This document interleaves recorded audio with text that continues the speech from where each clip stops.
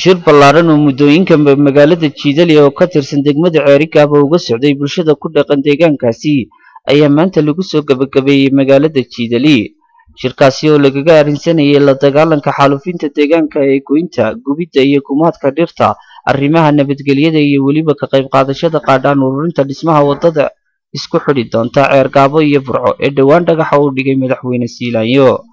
shirkaasi oo ay goobjoog ka ahaayeen madax dhaqameed aad u tiro badan oo asliyan ka soo jeeda deegaanka Jidali, aqoon-yahano, gudoomiye ku-xigeenka gobolka Sanaag, gudoomiyaha ganacsatada gobolka ahna gudoomiye xigeenka guddida wadada Ceerikaabo, taliyaha xabsiga iyo marti sharaf aad u tiro badan ayaa waxaa halkaasi qodobada shirka ka soo baxay ka akhriyay Chief Caaqil Axmed Xasan Maxamed Axmed Khayr. xafladda sidaa loo sheegay meel baa dhigtay la yiraahdo barikaye waxayna ka shireen darahooda waxay ku baaqayaan nabadgelyada dhuwe iyo dheeriba inay ummadda kula dhaqmaan inuu reerku ku dhaqmayo sharciga islaamka in arrimaha bulshada si fiican loogu dhaqmayo dhuxusha waa laga shiday inta ay deegaanka ku leeyihiin wadada Burco iyo isku xidhiidhiya iyo Ceerikaabo iyana waxay ka qaadanayaan qayb libaax.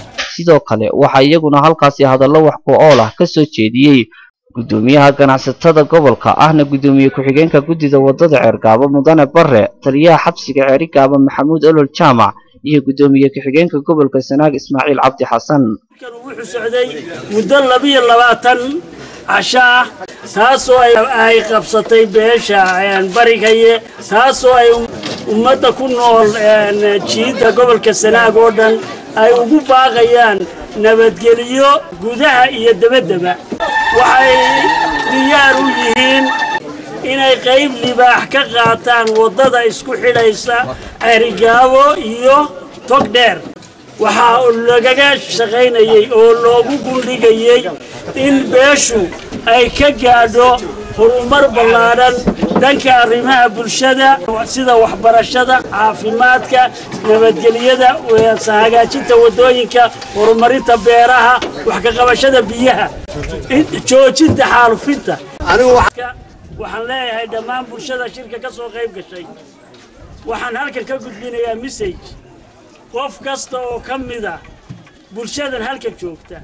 waxaan idinka codsanaynaa inaad gaarsiisaan inaynu ka wada qayb qaadano wadooyinka gobolka ee wadooyinka dalka. Allah hadlayaa qolada dibadda halkan aanu maanta joognaa waa secondarygii Jidali wuxuu ka kooban yahay form 1 form 2 form 3 waxa jooga 6 macallin oo bilaa mushahara. waxaanu rabnaa mushaharkoodii inaan naga soo bixisaan. waxaan kaloo ka codsanayaa dawladda Soomaaliland wasaaradda waxbarashada inay noogu darto liiska shaqaalaha waxbarashada cid kasta oo ka qayb qaadata secondarygan taariikhda xusay على اسكو وافقي خلاها la ururiyo wadada qayb libaax laga qaato wadada Jidali naftigeeda oo aad u kala goyso marka roobab ku daana laba kaashada hay'adaha waxaan ku rajaweynaa inaan aad u tixgelino wax kasta oo aan u herin karo inaan u tixgelino. maaha shirkii ugu horeeyay noocan oo kala ah lagaga arrinsanayo arrimaha deegaanka, nabadgelyada iyo wadada Ceerikaabo. hase yeeshee muddooyinka bulshada Sanaag waxay ka sineed la dagaalanka xaalufinta faraha baan ku haya deegaanka iyo dhex u xidhashada dhismaha wadada Ceerikaabo. waa Cabdirsaaq Terra, shabakada caalamiga ee warsomali.com, Ceerikaabo.